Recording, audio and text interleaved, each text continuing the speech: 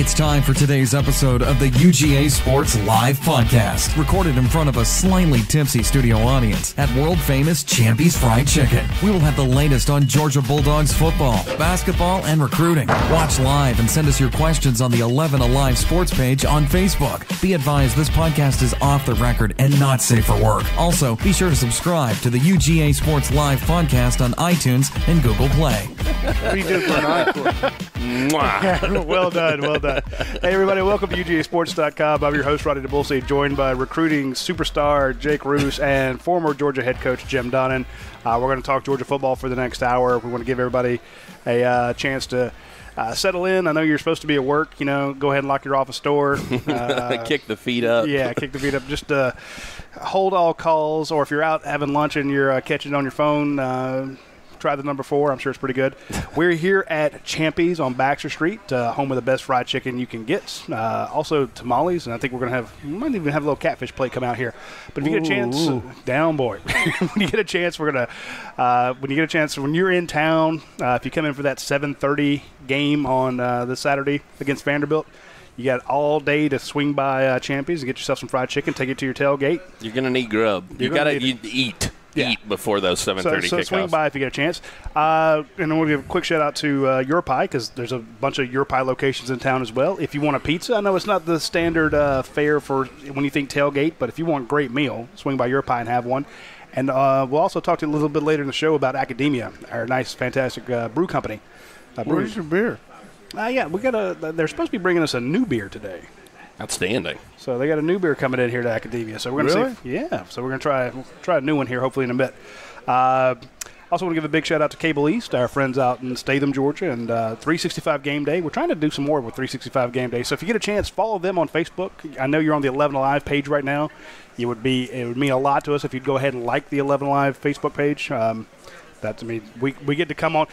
We get to screw up their credibility, all this hard work that 11 Live does. They let us come on their site and ruin it. And so the least you can do is give them a like for all your Falcons, Braves, Hawks, high school coverage, and great Bulldog coverage. So they just like their page. But while you're at it, just click on 365 Game Day. They have a huge Facebook page. I think their Georgia Facebook page has like 300,000 members on it. So they share some of our stories over there, so give them a shout-out as well. Do they still have a hookup for us? No. Do they share us on their deal? They do. They share this show on their page, so that gets it out to a lot of people.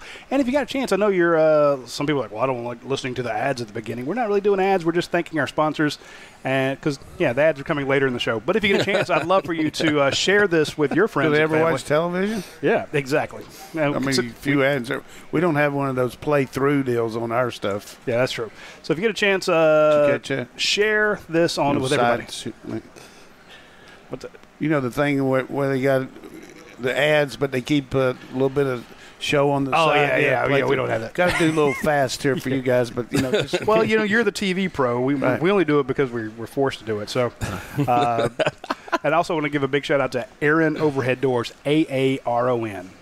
I know I run through that, and my enunciation is not clear, but it's Aaron Overhead Doors. I like it. Big sponsors of the show, big sponsors of the website, and big sponsors of our Georgia 321 report. I think in that last report we mentioned that Georgia had to play a clean game. Just a little worried about the referees from all the Missouri hullabaloo with the refs, and I said Georgia needs to play a clean game, and they mostly did, but still, Georgia has a 26-point win over a conference rival, over Tennessee, a team that had a 8-game winning streak against Georgia. And the fans acted, and some in the media, and a lot of people were very disappointed with a win over an SEC East rival. And I get it, because Georgia did play, from a penalty standpoint, they played pretty well. But that game felt like fits and starts, Coach. It just did not feel smooth. I'll put it this way. It did not feel like Georgia's best effort.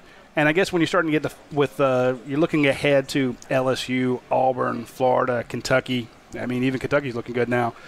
I think people are starting to get a little nervous. They want to see Georgia put a complete game together. What were your thoughts on the game Saturday? When you look at the grand scheme of things, these lines that people put out before the game make it hard for a team to live up to 31 points. Dominating performance like everybody wants. And you got to realize that Tennessee's going there with the ideas of decided underdog. They're trying to shorten the game with their, taking plenty of time and running the ball. We haven't gotten off to a very good start in all 3 of our conference games. There's no question about that offensively, but we have been able to make up for it with special teams and defense. And in this game, just a couple missed shots would have made a lot of difference. But I thought we really got control of the game and stayed in control, except for that one little problem there in the middle of the third quarter. But overall, got to play a lot of guys. We're still, in a situation where we're without the cohesiveness in our offensive line. When you lose a starter, every game we've lost a starter in a conference game, so you got to keep moving them in. And our linemen are definitely coming around and getting some good depth. But I thought we broke on the ball good. We had one little miscommunication on defense that gave them a touchdown when we end up with a linebacker on a wide receiver, and that was a good call by Pruitt and their offense. For the fans there, they lined up with a slot formation into the boundary and a pro to the field, and instead of lining their running back in the slot, they took him and moved him to the outside and moved their receiver to the inside, and Campbell didn't recognize that, and he stayed on the corner, and that put our linebacker on the wide receiver, and our safety didn't cheat over the top enough, and just by alignment and execution, they got a touchdown on us, and that's a good learning curve for our defense too, for those younger players. But continue to be impressed with the way we prepare every week. I mean, we were out there and we were very physical, good tackling team. Our team tackles in space, and it's just like that sheriff up in West Virginia that came up with the idea of always used to say it could be worse. Yeah. His name was Sheriff Bill, and every time something would happen, no matter what it was, he would always say it could be worse. Well, one time these 2 deputies went out and were called out into this area of a trailer park, and there was this man and woman laying in bed, both dead, and a guy sitting on a chair beside him with a gun to his head, and he was dead. And the sheriff deputy said to the other one, said, "Look, here's what happened. This guy came home, found his wife in bed with this other guy, shot them both, killed himself, double homicide and a suicide." He said, "We'll just cut it up here and close it up." He said, "No, we got to call Bill in. This is a big deal." He said, "I don't want to call Bill in. All he'll say is it could be worse. It could be worse." He said, "We got to do it." So they bring Bill in and take him out to the place. And he said, "Look, here's what happened. Bill, man came home, found his wife in bed, shot them both, killed himself, double homicide and suicide. Let's close it up." He said, "Nope, we can't." He said, "Why?" He said, "It could be worse." He said, "Why is that?" He said, "If that guy would have come home yesterday, that would have been me in bed with her." Well, transition. So everything could be worse. Yes. But, realistically, our team is our fans, me, you, all of us want us to be the same team we were last year. Yes. All, right out of the box. And, we just got to look at those guys Sunday, what they did in the NFL. We haven't made many explosive plays this year, some in the passing game, but not really long in the running game. And we're not really making a lot of first downs. But I think this is going to be a good week to build on and get ready for a really tough test next week. This will be a tough test because our coaches will remind that this team beat us 2 years ago because we lost it. We had poor kick returns. We didn't cover kicks. We had over 200 yards in the kicking game, outgained them everything, but they still won. So that's going to be on Kirby's mantra this week. Hey, we got to play to our standards, and I think our team's going to do that. What do you attribute, though, this the slow starts to? I mean, is there any one thing or a couple of things that we can point to and say, well, here's what's going on. Here's the issue right now. Well, sometimes, you get a penalty. Sometimes you get a drop pass. Sometimes you get an overthrown pass. Sometimes you get a missed assignment.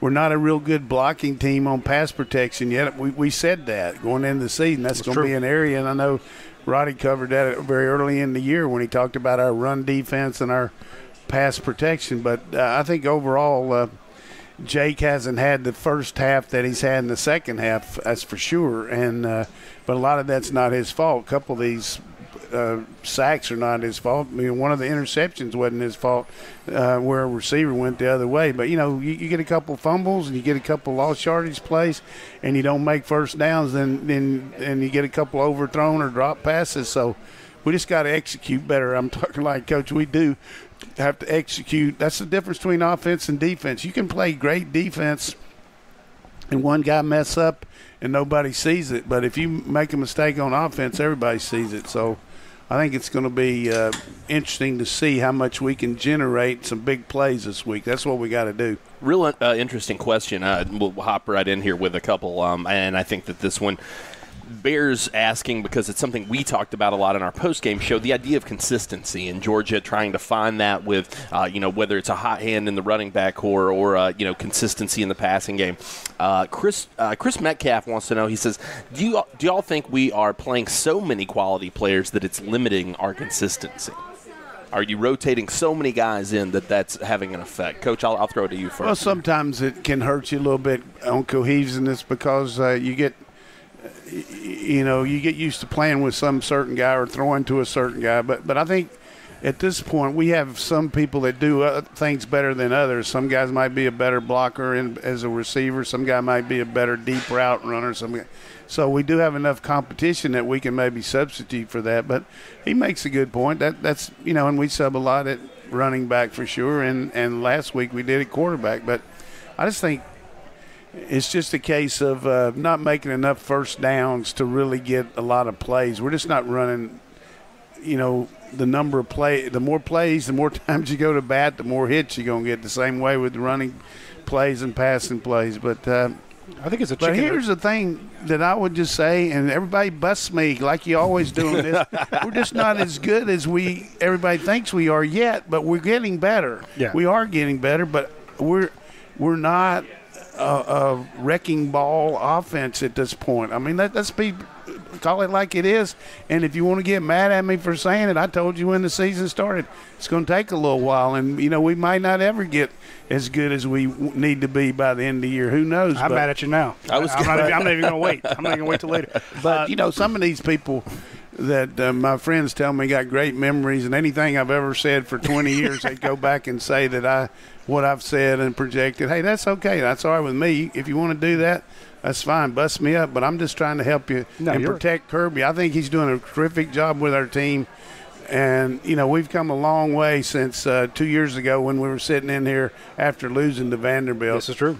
And we got a long way ahead of us. And it's just we're just not where we need to be on a national scale right now, but I think there's plenty of time. I mean, who would have thought 2 weeks ago when Notre Dame almost lost to Wake Forest and everybody's talking about, well, they got it right now.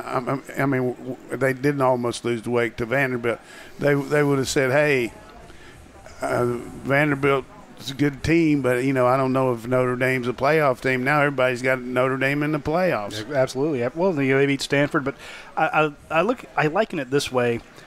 When you look at your outside linebackers, you look at your inside linebackers, you look at your running backs, you look at at least one guy on the offensive line, nobody on the defense, nobody really in the secondary.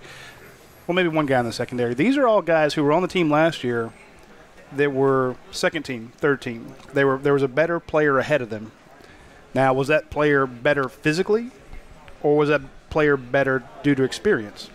I think it's the latter in a lot of those cases. I think you have better players coming up who are more physically gifted, but they haven't had the time. Tyson Campbell's had 5 games. In his 5th game, Tennessee basically, I don't want to call it a trick play, but they change their alignment up. You see something unusual.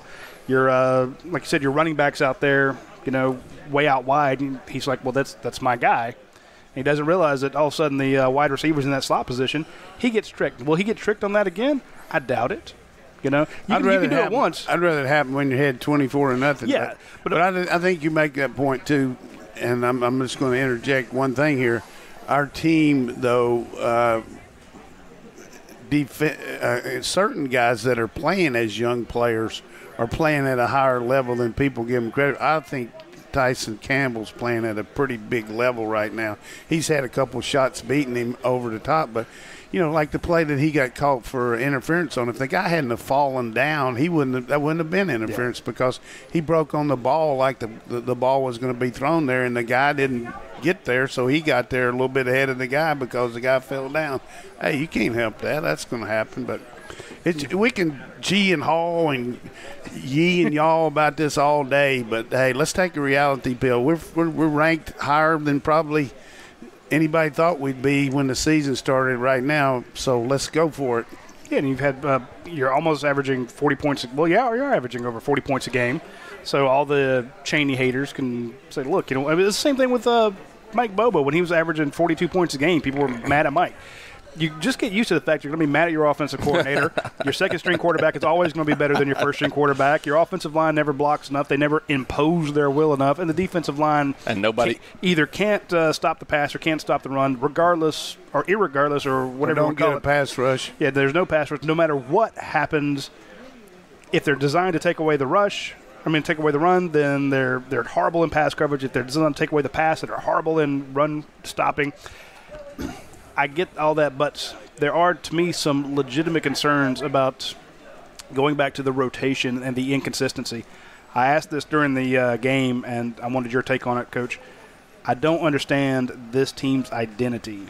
And this is not a shot against Jim Chaney. It's just I don't understand what he's trying to do, because it seems like there are times Georgia lines up and just pounds on somebody, and then the next play they try something incredibly cute with the wild dog formation or the just an odd play that I don't follow. And I'm like, when across the board you're lined up and your guys are – I was watching Cade Mays and Andrew Thomas just destroy their men left and right. And then there were other times Solomon McKinley was running down the field. I'm like, guard play has been hit or miss at Georgia the last couple of years, but it seemed to get – and Saturday they were killing it. And I'm like, why aren't you just going behind? In other words, they were – I kept questioning the philosophy, and I couldn't get it. It seemed like it was too conservative at times and too cute at times.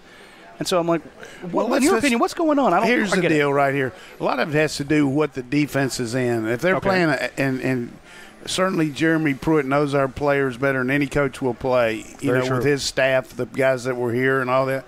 So they play tendencies. They play, and so – sometimes your plays don't look as good because of the defenses they're in, and it's hard to pound the ball when they got the extra guys. So we're going to these RPOs, or we're going to some of these passes, like the one time he threw it out to Godwin. Nobody lined up on him, and they just weren't in sync about – we used to have a play we'd call freeze, but if nobody goes out on him, you just take the ball and the guy widens out and you throw it to him. Well, we got a similar play there, and they just a little bit off there. That would have been it. And there's sometimes that compounds itself when you're not getting the flow. I go back to what I said in the original story part here. We just have we're not making enough first downs like we did last year, where you can improvise a little bit. Whereas 2 years ago, by that improvise, maybe use some special plays or do some things to take a shot. And I go back to 2 years ago, that was our MO all year. We never ran a lot of plays. We never made any routine plays. We're a lot better than we were 2 years ago at that, but we didn't make a lot of 3rd and 2s. When we did a waste down, then we didn't make many first downs. So if we could just start making a few more first downs, and the bottom line I would say is a few more explosive plays where every play is not life or death. Yeah. Where you're trying to possess the ball and all that. So I can see that happening, though. I can see Ridley breaking them, Hollum. I can see that happening. And it looked to me like as the game progressed the other day, Swift got a little more confidence. And the last run he made looked a lot more like Swift last year than this year when he planted his foot and made the cutback. Maybe that'll help, and we'll see. But there's no question that everybody is a little concerned because you look at some of these other teams that we got to beat. But, I'll take our team against anybody we're playing right now. I don't care, except for Alabama at the end of the year. But on our schedule, I like what we got, our 70 men against their 70. I can't agree more with the statements on DeAndre Swift. I thought last week he looked like he was back to speed, very much what we saw, or a lot closer to what we saw last year than what we saw against Missouri, South Carolina. Obviously, he coming off the groin injury, looks like that's healing up. I think that's going to be a huge boost to Georgia going forward because – as you said, they haven't had a lot of explosive runs. You've had a lot of pounding runs from Brian Harry and Elijah Holyfield. James Cook's done a couple of shifty things for you, but overall, I think the Swift's dynamic is something that nobody else in that room possesses. And I would say this other thing here in defense of Jake. He's had some plays that it really would have helped him if guys would have, he didn't throw the ball perfectly to Swift, but Swift should have caught the ball on the screen And, some of those plays add up to big yardage plays and all that. And we are setting a tremendous trap for some of these clowns that think that Justin Fields can't throw.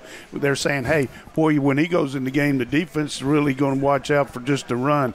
Hey, I hope they do. Yeah. Yeah. Because I'm going to tell you right now. That'll be fun. I'm not going to make a lot of demonstrative statements here, but this guy is a lot. I'm not talking about even minimum. He is a lot better passer than he is runner. Now, everybody's talking about how good he can run because we hadn't had him run. But this guy is a tomahawk. I'm talking about a missile thrower and accurate. And people are making that analogy. Well, he doesn't know the offense.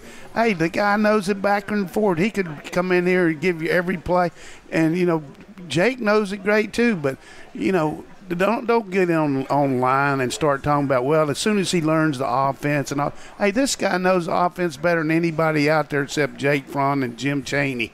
I agree. Yeah. I mean, he can do it. But Jake knows it too. I was taking up for him. He just got to get some help. But don't be giving me this stuff about, hey, when we put him in, we're limited and all. I guarantee you, did you see what Jeremy Pruitt played when he went in the game? Hey, all of a sudden it's spread out. There's nothing but base defense. I mean, you can't play all that stuff against this guy. He breaks the line of scrimmage, it's over with.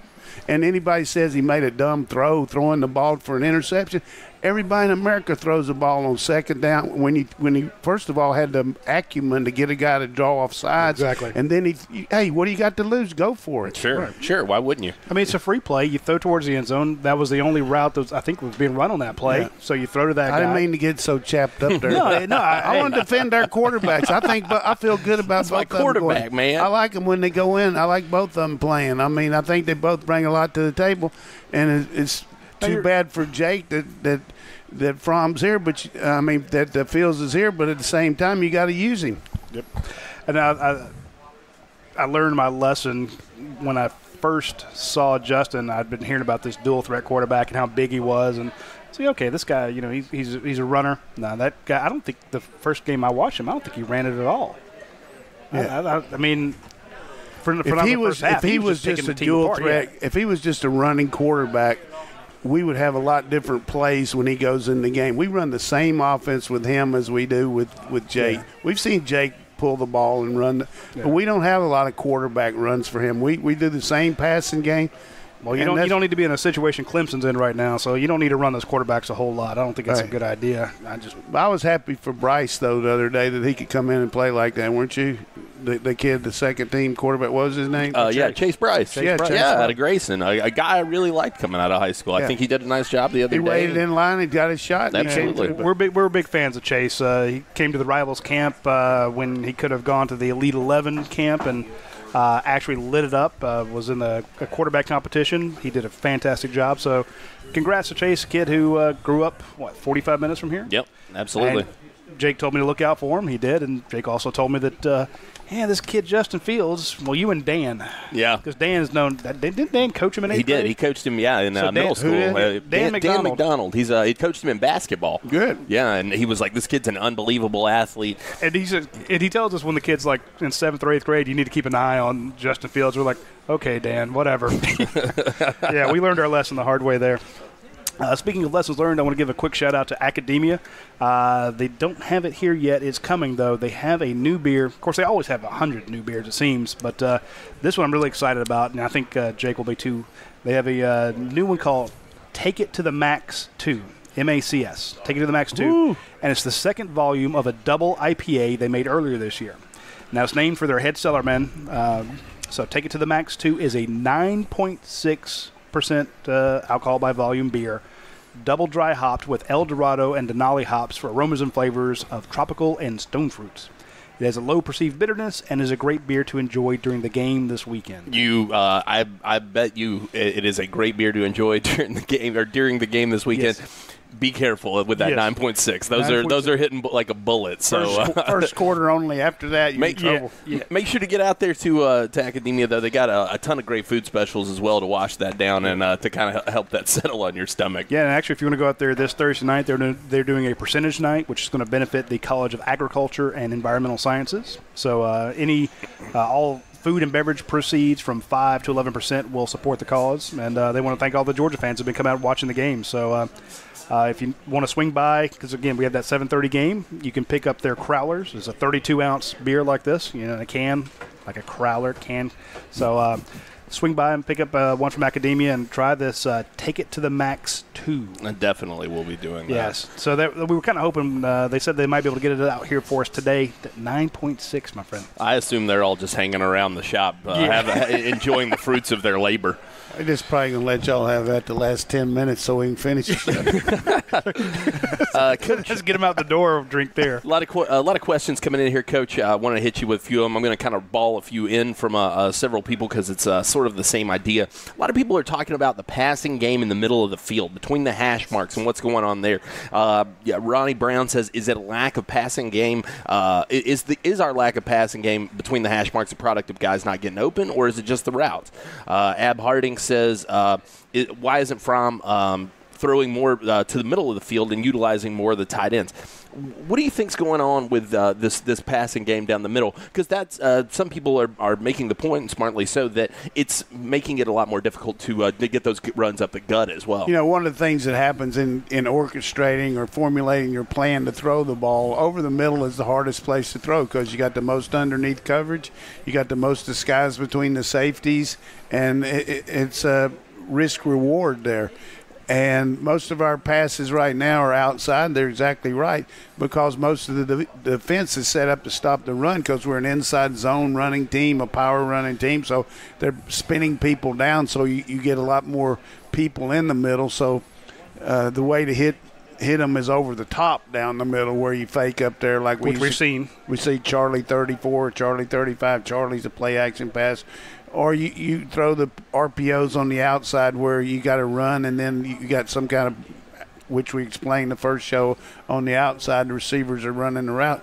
But the thing about the tight end, I'll get back again, is with our tight ends being so heavily involved in the blocking to help our people that got those 8 and 9 man boxes, they're playing them man coverage so you don't get near the separation with a tight end getting knocked around at the line of scrimmage to get open early enough as he does on the zone with a free release. So it's an age-old problem. We had it last year with Sony and Nick. We didn't throw the tight end much because everybody's ganged up to run. We threw the outside routes, the whims, the fades, the back shoulder, all that, because that's the way the defense is playing. So I don't see us throwing the ball over the middle a lot with Fromm. But when Fields is in there, we might see a little more because you'll see a lot less gang up on the run because they got to worry about the backside. So that's the way you've seen Fields hit a couple to gnawed up over the middle. Explain that to me. They're worried about the backside. Give it to me. Well, let's just say that you're the backside linebacker or the backside end, and we're running a true flow play to your left or my right. Well, you're not worried about the quarterback keeping the ball out the backside a whole lot with Fromm in there as much as you would be Fields, because they're going to say right off the bat, you got to really contain this guy. So they're going to really stay at home a lot more and maybe not pursue as quickly to the front side.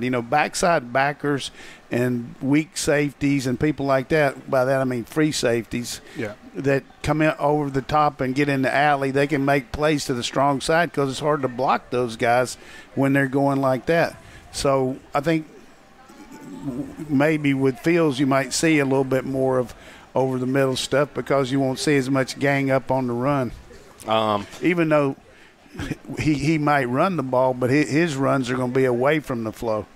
Makes sense. I just wanted to be sure I was following you there because, I only know about a third of what I should know. Well, that's a good question. That's a good question. You don't even know a third. Dude, come on, man. I'm trying to be polite, Trying to give myself a little bit of credit. All right, another couple questions in here. Let's see. I wanted to make sure that I get the name right on this one because I thought it was a very good question. Tom Gross wants to know, Cade May has been all over the field for these Bulldogs. He says, Coach, how did you think he filled in at that right guard spot for Ben Cleveland? I really like Cade. I like his aggressiveness. I like his demeanor as an offensive line. I mean, he mean as hell. He likes to get after. He likes to compete. It was a big deal, as we said on the show last week, for him to go against a team that he had committed to in the ninth grade, and he really came in there and did a good job. Now, you're not going to get a pure block every time as an offensive lineman. And people are going to move around, and it's hard to grade out. I mean, in the 80s and 90s like Andrew Thomas did last week. But I just think point of attack, the fact that here he is going into his sixth game of the year as a collegiate freshman. It's only been, last year he was playing high school football, and he's already started started 2 conference games and came in and played a lot in the third one. So I'm high on Mays. I think Wilson's doing some good things. I think overall our line is getting better.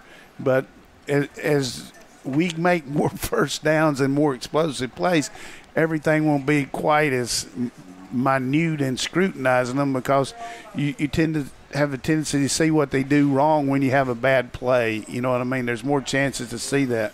I want to jump in on that real quick because I hate to bang on the fans, but I was asked this question. No, you don't. Yeah, that's true. That's true. I make fun of everybody when I get a chance. Just bang on me. I was asked this question about Georgia's defense, and it was that second touchdown where the guy catches and kind of runs through the defense. No one really touches him. And the question was asked, what's wrong with Georgia's defense? And I'm like, you're taking one play. And granted, that first touchdown was kind of a busted assignment. Sure. I get it. But that became the definition of Georgia's defense, was that second touchdown late in the game. Chad Morris lookalike right there. Seriously, look at this guy. Yeah, you're right. Is Chad selling programs now? Excuse me. How you doing, Chad? But I thought it was interesting, and this was by somebody in the media, saying, Georgia, is this a one-off of Georgia's defense, or is this the trend for Georgia's defense? And I said, no, Georgia's defense, because the guy had scored almost untouched. And I'm like, Georgia's one of the best tackling defenses I've seen. And actually, when we went back and looked, I think Georgia is either tops or the top 3 in the nation in yards after the catch, in yards after contact, the least amount allowed. And, Coach, you said earlier in the show, it's a good tackling team. And, you talk about execution. I know that's boring. It's a perfect storm play. The guy threw the ball on the edge. We got caught up in a wad inside, and the guy missed it. Overran the play, and the guy cut back. Take it easy, Chad. It was a good play. But that was the thing. I was like, you had 2 good plays. To me, they had 3 good plays in the whole thing. They had the first run that picked up 17 yards. Then you had 2 touchdowns. And to me, if you're going to hold another SEC team who's – when we compared the star rankings, the players they have versus the one Georgia has, everyone says that, Pruitt inherited a bare cupboard. That's bull. That's not true. That team has a lot of good players on it, especially on defense. So, just not a lot of depth. They got some good. It's the same with South Carolina. It's the same with Kentucky. Your first 22 are pretty bloody good. And I think you get to 44 and 66 and you're thin. Now, yeah, and I think some of the concern too is the development that those guys have had. Yeah. A lot of those guys haven't necessarily lived up to the rankings, but they're guys with the ability and with that athleticism.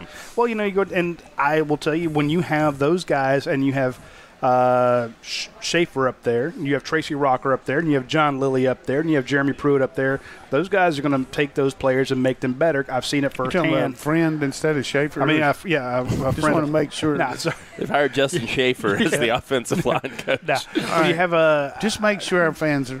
When you have those guys up there, they're doing a fantastic job. They know what they're doing. So I like what Tennessee put on the field, but your defense only gave up, to me, 3 kind of big plays, and a lot of it was the fact that they were tackling so well, and they've been doing it all year. And even with your freshmen out there, your new guys, all the rotation you're doing, Tate Crowder's dropping guys when he first hits contact.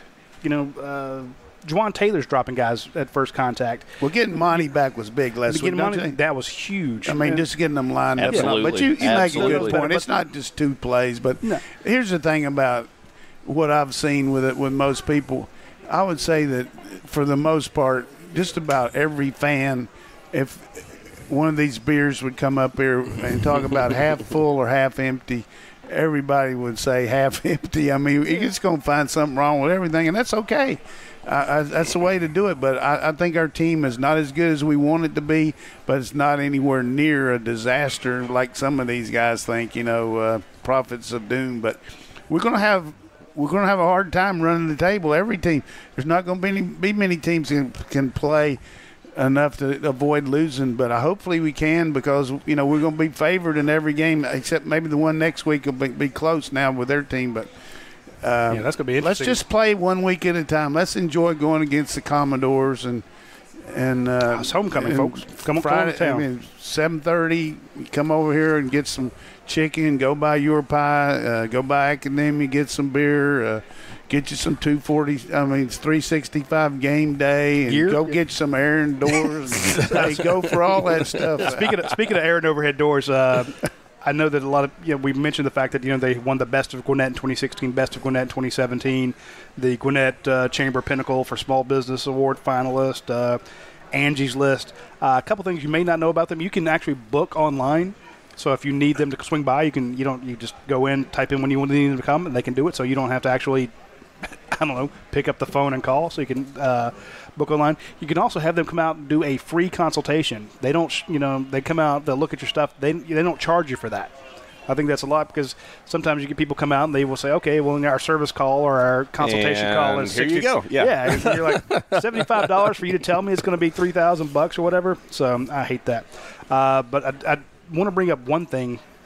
If you've ever had a door that needs service, repair, your problem with your door opener, the one thing I warn people away from is dealing with a door spring.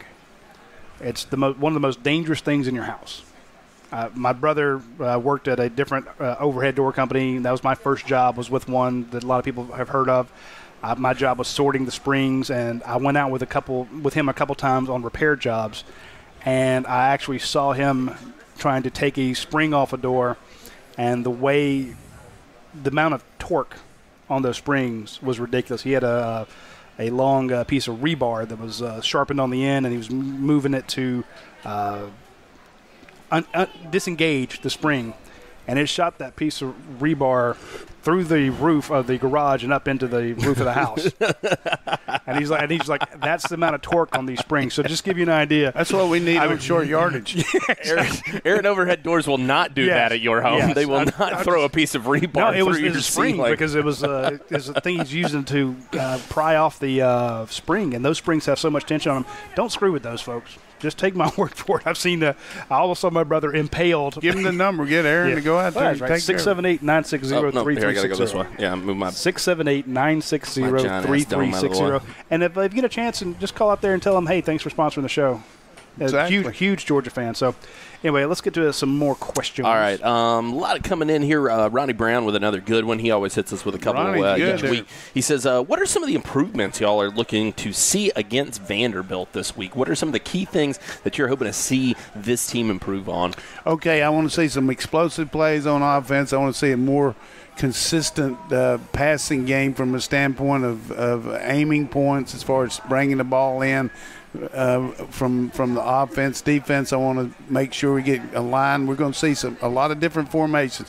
The Schumer kid's very smart. His dad's an NFL coach. He's been around football a long time. They got a very sophisticated passing game. They're going to create some blocking schemes to help protect him, and we're going to have to adjust as the game. I want to see how we adjust. They're going to hit some passes on us, but nothing big. And I want to see a completely different kicking game than we had against them 2 years ago. Just get it, keep our kicking game going and make sure of that. That would be the things I'd like to see improve. I don't want to see any punts. Okay. I think this is to the point about a kicking game. I want to see Rodrigo continue. Has he only had one that wasn't a touchback? One kickoff? I think two. Yeah. Two? I believe it was two. And I think one of them was kicked short on purpose. I think you're going to see how they cover. Yeah, but I'm not worried about that. We do have an advantage too, and Coach Hankton was a coach at Vanderbilt, so we're going to have a good scouting report on their personnel. That's true. That's very true. I forgot about that. Yeah, for me, I want to see in the passing game. I always say I want to see the tight ends get something. I think you've got a couple fantastic pass catching tight ends. I know they do a great job blocking. And I understand that, you got to have them in there because of what the defense is doing. But I still believe that when you spread those guys out, you saw what happened when Isaac Nauta picked up a ball from 31 yards out and rumbled into the end zone. hit him on that slant. Get him the ball in the seam and just see what he does. I'm not asking much, Jim Chaney, but give the man a couple balls. Show the world what Charlie Warner can do with the ball in his hands. Give it to Fitzpatrick. See what he can do. Big Luke Ford, man. Luke Ford, come on. Fitzpatrick's redshirting, man. If they give it to him, that would be a mistake. Hey, he's got 4 games he can play in, Coach. Oh, that's true. I guess so. Yeah, we got some guys that, like, because I don't want to use them against Tennessee. We got some guys Auburn on the and LSU. bubble now that have already played for. How much are you going to let them play now? I mean, what's going to happen? Oh, that is a good point. That's a good question. Some of these guys are. You might start going to sitting happen? a few. Dre Busey actually points that out. He says, "What do you guys think about Jordan Davis still playing at this point in the season?" Well, he can play No red one shirt more. for He's him? played 3. Okay. I think he needs to play all year. One thing about you say what you think 'cause you like it. The only thing I would say about that, we got pretty good depth there, and he does give you size, but he could definitely help us from that standpoint. But I just think you're going to lose some guys this year in that senior class.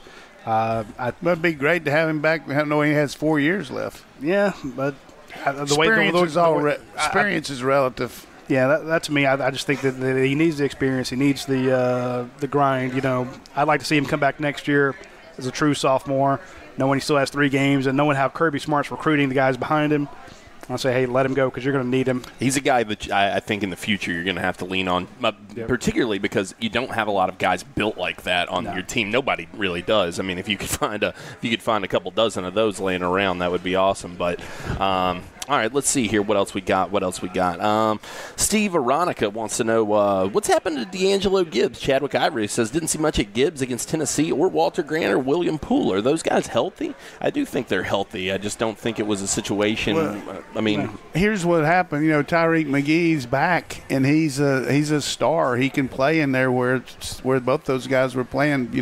Poole was playing more, and so was Gibbs when McGee was out. So I think he just has the experience and the knowledge and overall ability that, these guys got it too, but, you're going to go with a guy that's been around there when you're playing those kind of coverages. So I think that's more than anything. As far as Walter Grant, just the fact that Cox continues to just be a really good player there in the same position that DeAndre's playing, and it's hard to, Grant can play the other side too, but we're playing a lot more situational nickel and dime stuff where you don't have but one outside backer in the game, so that limits when Grant can get in there. Chadwick Ivory here with another one for us, asking about some guys who've been missing. He said, where have Jay Hayes, Daquan Hawkins-Muckle, and Michael Carter been? Not seeing a lot of playing time for those guys in the middle of this defensive line. Well, we haven't subbed as much as we used to, and I think the way some of these other guys are playing, it's hard for them to get in the game. I just think, Hayes is learning the system, and he knows it, but I don't know about the other two. But, we're getting some good play out of Clark and Rochester and Ledbetter and those guys inside, and also Barnett playing really good. So, I'm very happy for Barnett, the guy who bounced around a lot, right. And they bring him out to speak to the media all the time because, he's a fantastic team spokesman, if you will. So if you get to meet him, through a fan day, I guess they don't even have those anymore, do they? But, if you run into him around town and you get to meet Michael Barnett, you're going to find out this is a great credible representative. Yeah. Credible representative for Georgia. And not to say that matters one way or the other on the football field. It's just I'm happy for a guy who said, okay, the team needs me on offense. He switched to offense. He had a run-in with a defensive line coach, comes back to defensive line, works his way back through the system, basically had a lost year and is still playing at a high level. But to answer the question, I always say this when you talk about the guys who are not playing, what about Demetrius Robertson? What about, Trey Blunt, or what about, Matt Landers, Trey Bishop, anybody that's not on there? Who are you pulling to put him in?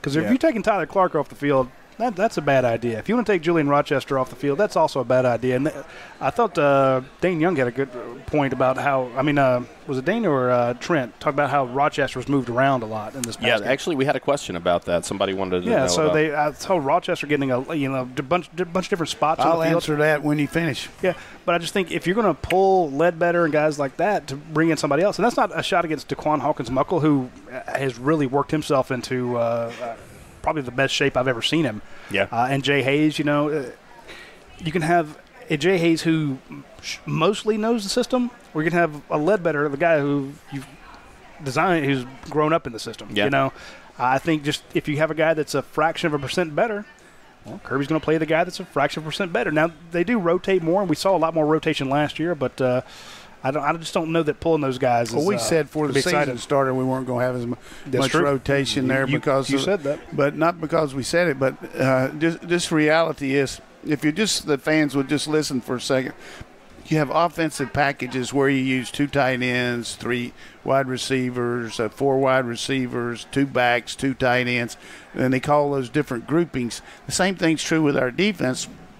We have our base defense and we have our nickel and our dime, but in the process of getting into those, we will shift some guys to help our personnel. So a guy in a base defense might be lined up over the tackle or, you know, outside the guard in a 3 technique. But when you go to a special defense like a nickel or dime, you take somebody out of the game, and then you take that person and put him in a position where he's even more effective, where he's not playing the team defense that you do with regular. So that's how you see a guy like Rochester moving around, playing in the different packages. I mean, overall, he's best in the regular defense at one position, but if you go to another defense that's scanning the field with different coverages and all, then you put him maybe on their weakest pass blocker and try to get a rush on him. Do the same thing with Walker, where you can move him out and then have the semblance that he's going to be out in space and then loop him inside. So we got a well-conceived defense. I mean, we really do a good job of showing you one thing and then playing another. We're playing some bail coverage now, not all the time playing just press man, and I think we're setting some big traps for down the road too, because we hadn't even shown 1/10 of what all we got to have to do. I mean, we hadn't been in a close game yet, so we got a lot of stuff in the cupboard. I want to go back to the William Poole. Remember, he got the starts, and D'Angelo Gibbs, who can also play that star spot. Coach mentioned, Tariq McGee's basically your starter at that star spot. Tariq McGee, for a guy who's playing with a broken bone in his foot, is playing pretty Not damn bad. well. I mean, he is. What is it about these Peach County kids that they love to strike? They're tough. If you ever met Chad Campbell, you would understand. The head coach down there at Peach County, that guy scares the hell out of me. Those guys just hit like they don't care if they die. I mean, they just kill each other. It's brutal. I mean, they run through people. And Tariq is not a big guy. No. But he reminds me of Malcolm Parrish, just being, he's going to fight you every step of the way. He's just. The other thing is Webb is fighting for playing time, too. I didn't even think about that. So you got Webb coming in there, so it's hard to get in there. I mean, Campbell's playing good. Stokes behind him's doing a good job. You got Bake and you got those 2 safeties. Come on, man. Where are you going to put them? I agree. It's very, very true. I wish I hadn't said, come on, man. I'm not on TV. My bad. That's bad English. We'll strike that from the Facebook Live feed. What else we got? This is a really interesting question because it's kind of apropos of nothing football related, but it's something we've never talked about, so I think it would be interesting. Justin Stout says – I answered Jeopardy question Justin Stout last says, night. I'm coming to Athens this weekend, going to Sanford for the first time. Are you serious? What planet are you on? Can you give me some good advice? Give me some good advice for, I guess, how you should spend the day leading up to it. Got all day. I'd swing by Champy's to get your tailgate stuff. Here's what I'd do. I'd swing by Champy's to get your stuff for your tailgate, but actually have lunch at Academia. Because you're going to tailgate. I dig it. You start your tailgate around 2 o'clock. You make it Academia. You might not make it out, though. So you hit Academia about 11 o'clock, and then get the about Uber back downtown. You swing by here at 2 o'clock to go set up your tailgate and have a fun time. But no, if you're in town, you've definitely got to walk North Campus. Absolutely. You got to swing through the campus is stunning, especially if we get some decent weather. Yeah. I think he did do that. You need to go from. To me, if you can, I know it's kind of a walk, but I've always told people, if you can park downtown for a game, if you're not actually going to a tailgate, go through the downtown area. It's fantastic. Then walk across North Campus down to the stadium, swing by the bookstore, get all your gear, that if you can't get it at 365 game day or at Rivals, if you actually want to walk into the bookstore, watch the dog walk. Definitely. Go into the game. When you leave the game, swing back by a tailgate or two, go back downtown, swing by Champy's. Actually, by this game, it'll be over, but the place will be closed by the time the game's over. But guys, going to be a lot of swinging. Yeah, hey, he's a swinger. But I just think it's a. I like it. Where's that guy from? Let's see. I don't know. Justin didn't tell us that. It'll be interesting to find that out. That's interesting. He's coming to the game. That's great. He is. I think he's from St. Louis, is what it looks like. Show me. Hey, bring some Q39 with you. There you go. Show me state. No, bring some barbecue. I definitely agree. Those are all really cool things. Make sure, do yourself the favor, go downtown after the game, just to see that's it. What I'm saying. It's not like the most fun you'll ever have, but to see that many people milling around that drunk is it's a spectacle to behold. It is. That's what I say. But if you were to be able to park downtown and see the downtown area, after you've swung by here and had your lunch, because I mean, some people coming from out of town, it's tough for them to set up a big tailgate. So you park down there, you see the downtown area, you walk through campus, you see all the tailgates, see beautiful North Campus, see the dog walk, go to the game. Go back downtown. That should be a fun time. And then that's a pretty good answer. And then on Sunday, Chuck Ward says you should swing by Athens Ford and buy a new or used car with a lifetime powertrain warranty. I like it. Speaking of, thank you, Chuck. We need to give him a commission. Yeah. Don't entice Chuck him. Ward, Don't entice him. But I do want to point out something for Athens Ford. If you want to go out there and you can get this Raptor, that's a fantastic vehicle. I love it. But we talk about all the free, all the lifetime powertrain warranty and all their new vehicles out of Athens Ford, and we talk about the new cars and the used cars. I want to tell you about one little deal here. They have a service coupon. It's called The Works. It's $39.95. So you include it gets a synthetic blend oil change, tire rotation and pressure check, brake inspection, vehicle checkup, fluid top off, battery test, filter check, belt and hoses check for $39.95. And I mean, I got away from changing my own oil years ago, just because it's just a giant pain in the butt. So now I actually pay to have somebody do it. My dad, I can't tell him this. So if anybody knows my dad, do not tell him I don't change my own oil. He'll have a heart attack. But for the $39.95, you can get the works done. I love the tire rotation thrown in, and the synthetic blend oil change. But getting your service done out at Athens Ford, their service base fantastic. It is. I mean, the free drinks, the great Wi-Fi, the comfortable chairs. You're not sitting in some dank, mangy, oil-covered seat, that very good atmosphere. The technician just got up out of, So, if you want a nice place to go, plus, you're right there out on the west end of Athens, on Atlanta Highway. You're close to Sam's if you want to swing by there and do your shopping, Not too far from Academia. Not exactly, right down from Academia. So I'm just saying it's a good place to go to get a chance. And also, they don't have a Europie out that way, but you can come down closer to town and get a Europie. One last thing, I want folks, if you're looking to make money, make a lot of money, I want you to open a Europie franchise. And then after you've made your millions of dollars, call me up and give me a free pizza. Just so we're all clear, we're trying to get out of doing this podcast by opening one of these. One day. We haven't figured out. I haven't figured out how to do it yet. Once we have somebody open a franchise, then the whole point is once they're making a lot of money, then I want that little, free pizza card. Free pizza for life. Radi, you recommended this. I'm able to put my kid through college because you recommended opening a Europie franchise. Free pizza for life. Alan Jackson here with a good question. Not that Alan Jackson. I don't think it could be. I don't know. Well, we know Travis Tritt loves you. So. I love Travis Tritt as well. I also love Alan Jackson. He tweeted at you. Alan Jackson says, Coach, there's the two quarterback system. Georgia's kind of rotating guys in and out. He says, can a quarterback controversy ruin the locker room? Not here. I just feel like both these guys have tremendous respect among their peers. The kids here look up to them. They know that these guys are Georgia first. I thought Kirby made a good comment yesterday. These kids want to come to school here. They love the state. They love Georgia, and they both came here knowing that they had other guys here. Fromm comes with Easton here, and he comes with at the time that Fields committed, we had both of them. So I don't believe it's a controversy at this point. I think it's a good situation that the coaches are using the guys that because they both deserve to play. I mean, they're both good players, and it's not fair in a lot of ways to Jake because he got to play last year and he's an incumbent, but at the same time it's not fair to Justin to not give him a chance because he's good. So I think the coaches are doing all they can to be fair. They're doing it with the other positions, and Kirby said it when the season started. He was going to play it like that. So it hasn't it won't be a controversy among the players because all these kids, our locker room is very positive. These kids know that the coaches are going to give everybody the fair shot, and it's not going to be a problem here.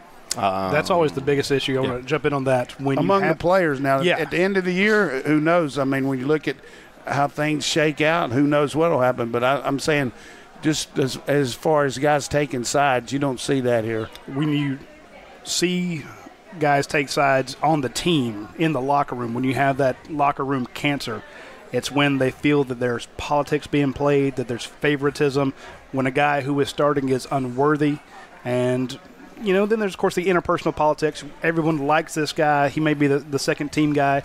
And so usually in a losing program, too. I was just about to say, and then that gets exacerbated. Thank you. By a loss or two when things are going badly, then just like they say, winning cures a lot of ills. I mean, you have a coach who yells at the media, maybe. You have a coach who grabs a kid's face mask. You have a coach who uses improper language. If you lose, all that stuff is blown up 100 times more. If you win, a lot of it's glossed over. Agreed. It's same thing goes on in the locker room and the morale of a team that's celebrating a win. If you didn't get in a whole lot of snaps, you're not as mad as if your team lost and you didn't get a whole lot of snaps. You're a lot more angry because you're like, if I'd been in there, that wouldn't have happened. So, or if my best friend, my roommate had been in, that wouldn't have happened. But if you win, then it's like, well, we're winning.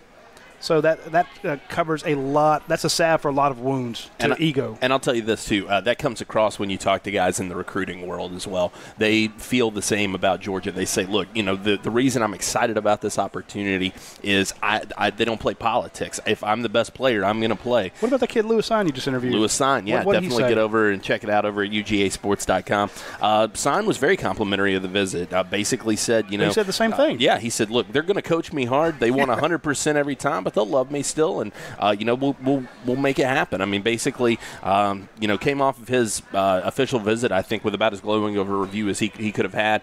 Very level-headed kid, taking a lot of things into account. So, can you imagine? Go check that one out. I mean, these coaches. Official visit during a game like that. I mean, you finish the game, then you got to go recruit. You don't have time to go enjoy it. I mean, that's part of it. I mean, guys make a lot of money, but with this early signing date, it's just a different ball game for, I rode past Kirby's house Sunday morning. They got all these cars out there because these people are coming in for official visit. I mean, I love there's it. no let up. They're going at it hard all the time. And they were on the road Friday night, probably. Absolutely, they were. Oh, I know. They were on Thursday night. Coach Coley was down in Miami seeing Stevenson. Yep. Do you read our site? No, I don't read that stuff. There's good stuff there. I'm just saying they're good out, interview on them, man. They're out Friday. Hey, watch Saturday, what the kids said. Sunday. Hey, we're number one, and Devod Wilson's already told me we're going to get him, and there you go. That's what he says. He should know. Yeah, Devod's been very, very gunk.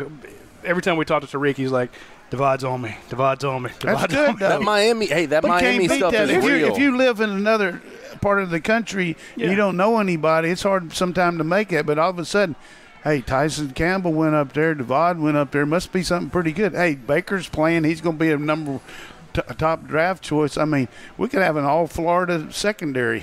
I guess that's true. Give me some linemen out of Georgia. Well, give me linemen out of Alabama. Give me a secondary out of Florida. Come on, this is Georgia. Give me some running backs out of Georgia and some quarterbacks out of Georgia and some defensive linemen out of South Georgia. I'm a happy man. And give you some academia beer. And some academia beer. I'm just saying. All right, last one. I want to wrap up. I want to wrap up on this question. That 9.6 will kill us, Coach. Chadwick Ivory here closing us out, reminding us of one of my favorite segments of the show. He says, who was the mouth-watering performer for the Tennessee game? I don't remember that. Maybe you guys do. But he says, who will it be for the Vandy game? Who's your mouth-watering performer of the game against the Vanderbilt Commodores, Coach? I've been terrible at predicting this because the guys get hurt every time I say something.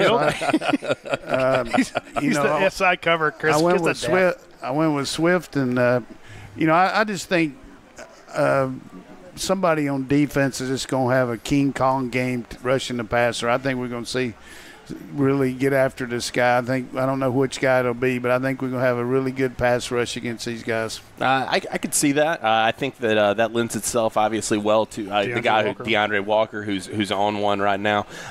If I were picking maybe an off-the-radar guy, I'm going to say, how about this is the week Terry Godwin kind of gets back in the fold and makes his impact felt. I would make my mouth water. I think that's a possibility for him. Also, hey, how about James Cook? I think that he's due up for maybe something pretty explosive. He's getting close on a couple of them. I'm going Brenton Cox. Brenton Cox? Brenton Cox. There you go. I think Brenton comes in. Again, it depends on, how many snaps he gets, but I think you're about that you're almost at the midpoint of the season. He's getting faster, stronger, smarter. I think maybe this is a week Brenton Cox puts it all together. If I'm wrong, it's Jake's fault. It always is. Yes. That's how it works. You got Sheriff Bill, man, could be worse. All right, I think that's all the time we got this weekend. We're good. Yep. All right, folks, be sure to tune in next Tuesday. We will have, we'll have the mid-season show because that'll be 6 games in. And we'll be previewing the LSU contest. And we are going to have a special guest appearance from the head coach of the LSU Fighting Tigers. There you go. Yeah. All right. So he's going to come in here on Hummer from JoJo's, and he's going to be ready for get out to Georgia. So we'll have Ed Orgeron on the next week's show. So swing by next Tuesday at noon on the 11 Live Facebook page. And a quick shout-out to Athens Ford, Your Pie, Academia, Champions, of course, and 11 Live and 365 Game Day. Of course, Air and overhead doors. Air and overhead doors. Don't screw with those springs. Call Robert Wall out of Cable East. Yeah. Well, don't call him. Don't call him. There's nothing you can do with it. Anyway, thanks for watching, folks. We'll see you next week. That's it for this episode of the UGA Sports Live Podcast. Tune in next week for more Georgia Bulldogs news and notes from Athens.